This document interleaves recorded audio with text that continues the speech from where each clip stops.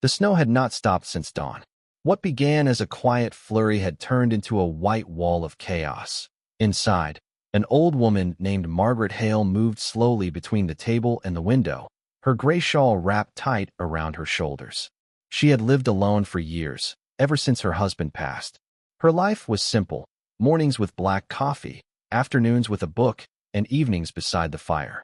But that morning, as the storm thickened and daylight turned pale, she noticed something strange through the frost-blurred window. A blur of movement, distant, uncertain, on a road that should have been deserted. At first, she thought it was her imagination. But then she heard it, the faint hum of an engine sputtering, followed by another and another. Within minutes, the sound was gone. Silence returned, the kind that feels too heavy to be natural. She brushed it off and went back to her chair, convincing herself that the cold was playing tricks on her ears. An hour later, a sharp noise shattered that silence. A knock. Not gentle, firm, repeated, and desperate. Her heart jumped. Nobody ever came this far up the mountain, especially not in the middle of a snowstorm. She hesitated for a long moment, staring at the door as if it might breathe. The knock came again, louder this time. Then a voice, muffled by the wind. "Please, somebody help." She froze. The voice sounded young, frightened, but alive. Margaret's first instinct was fear. She had seen enough winters to know that opening your door in the wild could bring trouble. But she also remembered her husband's words, years ago, when they used to live here together. If someone knocks in a storm, it means God sent them to you. She exhaled, grabbed her cane, and walked to the door. The wind pushed back against her as she unlatched it, snow blowing in like powdered glass. Outside stood a man in his 30s, his face red from the cold. Behind him, a group of people huddled together, 15 in total, their clothes soaked, their faces pale, their breaths coming out in ragged gasps. One of them stepped forward. "Ma'am, we were on a bus heading to Helena. It skidded off the road down the hill. The driver, he went for help but never came back. Please, we cannot stay out here." Margaret looked past them. The road was gone, buried under snow. The bus, half visible at the bottom of the slope, looked like a broken toy in the whiteness. Her mind screamed for caution, but her heart spoke louder. "Get inside." Quickly, the 15 strangers stumbled in, dripping snow onto her wooden floor. The sudden warmth made some of them cry, quietly, out of relief. Margaret shut the door behind them and dropped the latch. The sound of the storm softened instantly, replaced by the creak of boots and the crackle of the fire. She did not ask questions, not yet.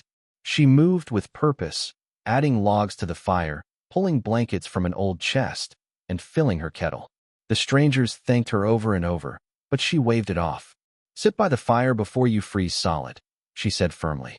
When they finally settled, she got her first real look at them. They were not a family. They were a patchwork of strangers. A woman with a crying toddler. A middle-aged man clutching a backpack like his life depended on it. A teenager trying to hide his shaking hands. And among them, a tall man with a beard and tired eyes. The same one who had knocked on her door. He caught her glance and nodded respectfully. "I am Rhett," he said quietly. "You saved us, ma'am. We will never forget it." Margaret gave a small smile. "No one deserves to freeze to death on my porch, Mr. Rhett." For a while, the room filled with life again. The strangers huddled near the fire, warming their hands, whispering stories, thanking her under their breath. The cabin, once silent and empty, now pulsed with human warmth. But as the hours passed, the storm grew louder. The windows rattled. The wind howled like something alive. And through it all, a low vibration began to hum in the distance, faint at first, but growing. Margaret felt it before she heard it. The ground under her chair seemed to tremble ever so slightly. She frowned, glancing at Rhett. "Do you hear that?" He stiffened, listening. The hum became clearer. A deep, rhythmic sound, like 100 engines purring beneath the storm. Rhett's face went pale. "No way," he whispered. "That cannot be them." Margaret narrowed her eyes. "Who?" But before he could answer, a bright light flickered through the snow, then another and another. Headlights. Dozens of them, crawling slowly up the mountain road, cutting through the white fog like fireflies. The child whimpered. The others exchanged nervous glances. Margaret stepped to the window, the firelight flickering behind her. "What on earth?" Rhett swallowed hard. "They followed us. The cabin filled with silence again, the kind that presses against your chest. Margaret turned back toward him. Who followed you? He looked her straight in the eyes, his voice steady but low. Bikers, ma'am. A whole convoy, but not the good kind. Outside, the engines grew louder, a thunderous rumble echoing through the snow-covered valley. The storm was no longer their biggest threat, and as Margaret stood by the fire, her shadow stretching across the floor, she realized that the day had just begun, and by nightfall, her quiet life would never be the same again. The rumble grew louder until the windows shook in their frames. The strangers gathered near the fire, exchanging frightened glances, whispering to one another, as if speaking too loud might draw whatever was outside closer. Margaret's cabin, once a sanctuary from the storm, now felt like a wooden box surrounded by unseen danger. Rhett stood by the window, staring into the blinding snow. The distant headlights flickered like ghosts behind the curtain of white. Every few seconds, the wind would shift, and the faint silhouettes of motorcycles appeared before vanishing again. It looked impossible. Nobody should have been able to ride through a storm like this. Margaret watched his reaction. You said they followed you, she said softly. Who are they? He hesitated, his breath fogging the cold glass. We were part of a veterans charity convoy. A few hundred of us were riding north for an event, a food drive, donations for shelters. We got separated when the weather hit. But there are other groups on the road, rival ones. Some of them do not like what we stand for. Rival ones. Margaret repeated. You mean dangerous men? Rhett nodded slowly. Men who think respect comes from fear. If that is them out there, they will not be happy that we ran. The woman with the child gasped, clutching her little boy tighter. The others exchanged uneasy looks. Margaret's voice cut through their panic, calm and unwavering. No one is going to harm anyone here. Not while I am still standing. There was something about her tone, not loud, not commanding, but absolute. Even Rhett paused, surprised by how much authority came from someone so fragile-looking. The wind outside began to die down. The hum of the engines was clearer now, less muffled by snow. Then, silence. Not the peaceful kind. The kind that comes right before something happens. Rhett leaned forward, eyes narrowing. They stopped. Margaret moved closer to the door, her cane tapping softly on the wooden floor. The others whispered for her not to go near it, but she kept walking. If I have learned one thing in life, she said quietly, it is that fear grows stronger when you let it sit in the dark. The latch clicked. When she opened the door, the light blinded her.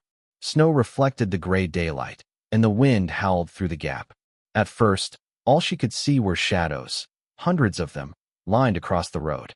Motorcycles stretched far beyond her property line, rows upon rows of engines idling quietly, their headlights cutting through the mist. She stepped onto the porch, the cold biting her cheeks.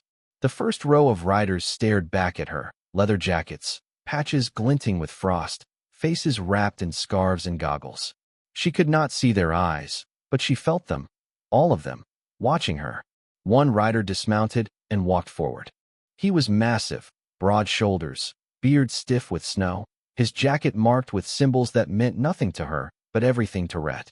Ma'am, the man said, his voice deep but strangely respectful. You got some of ours inside. Margaret gripped her shawl tighter. I have 15 people inside my home. Strangers who nearly froze to death.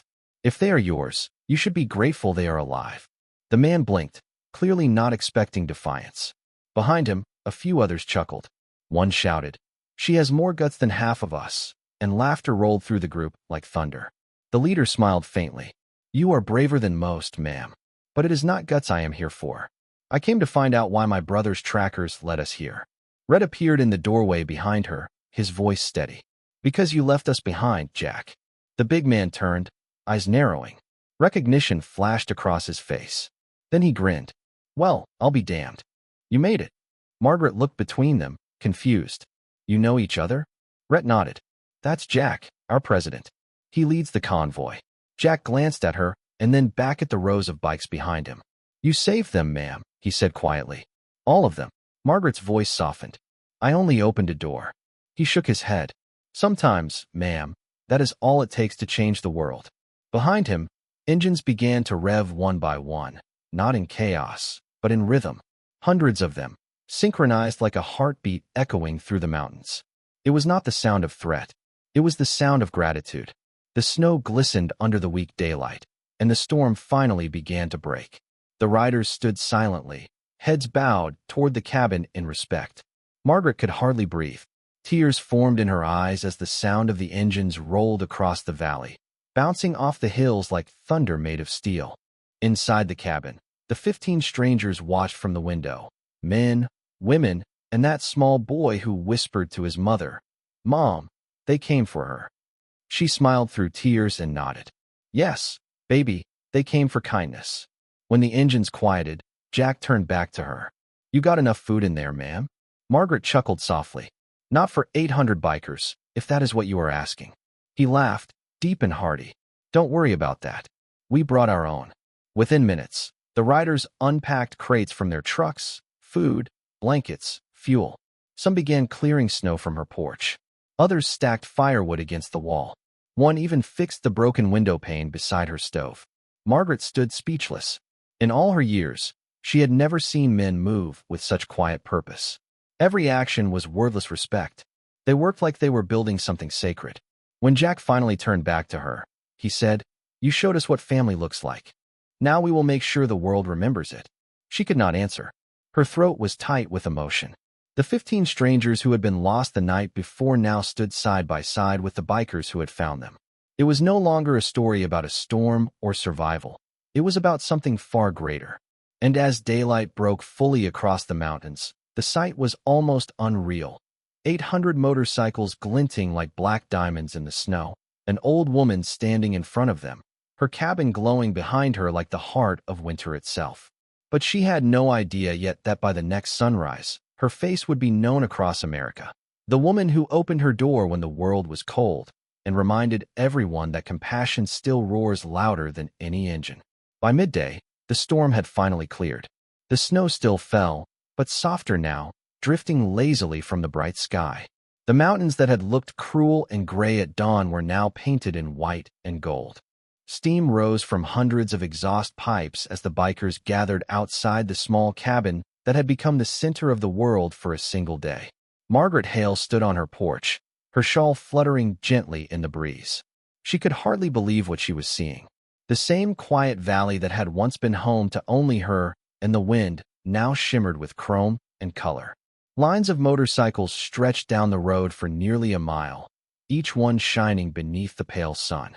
Men and women in leather jackets stood shoulder to shoulder, holding cups of coffee, smiling, laughing, alive. Rhett came up beside her, his voice carrying that quiet tone of awe.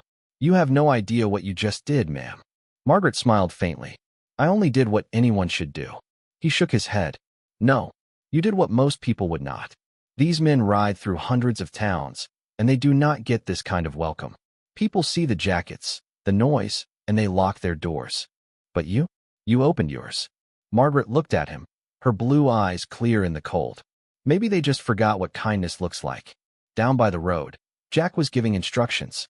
His voice was steady, but filled with something heavier than pride, reverence.